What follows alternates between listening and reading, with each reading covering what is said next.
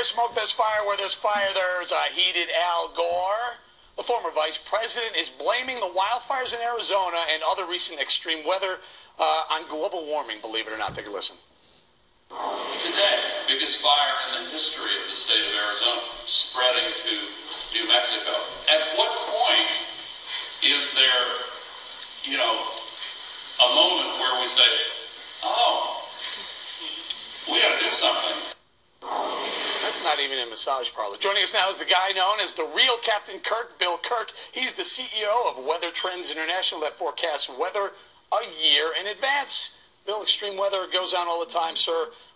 Tell us, global warming, what's going to happen? Do we even need our air conditioners next year? Well, you're always going to need an air conditioner in New York in summertime. But the question is, this is, heat things up. This is some of the greatest scientific fraud I think I've ever witnessed. So it's kind of become mainstream that we're... What's going on? Why the fraud? Give us the numbers behind what we're talking about. There's a very cyclic pattern in the Pacific Ocean. When the Pacific Ocean goes through a cold phase or a warm phase, it was a warm phase from the 76 to 2006. When the warm ocean, warm planet. We came out of that phase. It's in a cold phase now. And guess what? We're seeing all kinds of things. Floods in Australia happened in the 70s. The drought in Europe happened in the 70s. The record Northern Hemisphere snowfall happened in the 70s. The pattern we're in right now is very much like the 1970s. With some of the Hang in there a second, Mark Lamont Hill. I remember the Newsweek, there's a cover story. It said, beware of the impending ice age, and that was in the 70s. So we do. We heat, we cool, we heat, we cool the planet. What do you think? Global warming a hoax or what? I'm no expert in the field, and most politicians who take one side or the other aren't experts either.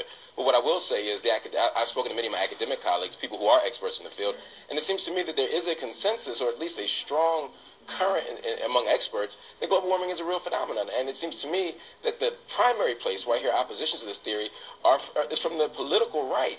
The same people who often don't believe in dinosaurs. I mean, it's remarkable to me. It's just amazing. How many folk don't buy this? I've never seen a heat wave before. This is the first time. I've never seen record snowfall before. It's the first time. And because it's the first time any of these things have happened, we've never seen them in our lives. It's got to be global warming. Forget what happened to you in the 1970s when you saw this. Hang on, Mark, hang on. Just forget about this. This stuff's never happened before, and therefore it must be global. Senator, every time there's a big snowstorm, I do this in jest, but the left beats me up. I take It's an Inconvenient Truth, or whatever the name of the Al Gore book. I put it in the big pile of snow, and I say, look, global warming, ha, ha, ha. The left goes crazy. They think I'm nuts. Bolling doesn't know what the hell's going on. Meanwhile, you get a warm snap. What's the left saying? Global warming. Well, the fact of the matter is that we've had one of the most bitter winters that we've had in history. Is that global warming? No, we don't hear anything about that. But when the fires come out, Gore comes out, oh, when are we going to say something?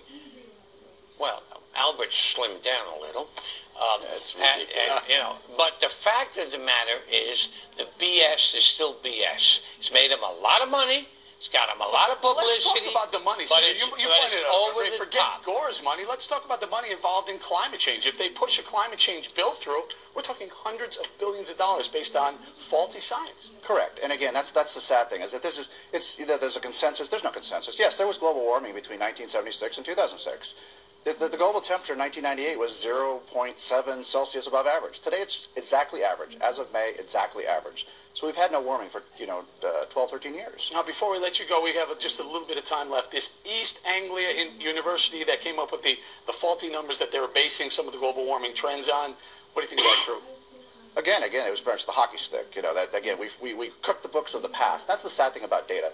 We're corrupting the data forever. We're all about data. WeatherTrends360.com. It's all about data, and you're ahead. So, yeah, there definitely is some fraud there. Quickly, last thought, sir. East Anglia is a scandal the global warming people just don't want to admit to. Those scientists were cooking up bad information for a long time for political purposes. Political and monetary. They sought to see. They got a lot of funds based on some of that science. We're going to have to leave it.